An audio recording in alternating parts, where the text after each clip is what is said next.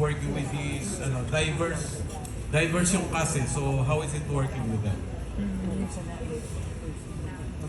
Magandang hapon po sa inyong lahat. Maraming salamat po, GMA, Public News, Public Affairs. Salamat po sa pagkuha sa akin.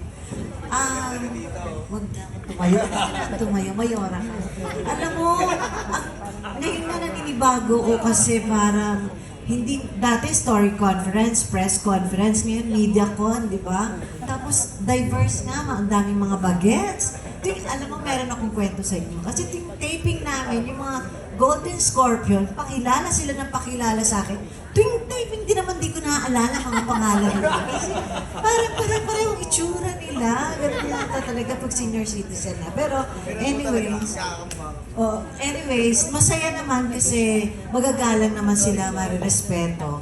Kaya natutuwa naman ako na iba-ibang edad ang mga kasama ko at napabilang ako dito. Kasi karamihan dito mga first-timer ko katrabaho. Kaya nakakatuwa yung mga bata dito pag naman nagtatanong at nakikinig naman sa akin, natutuwa naman ako.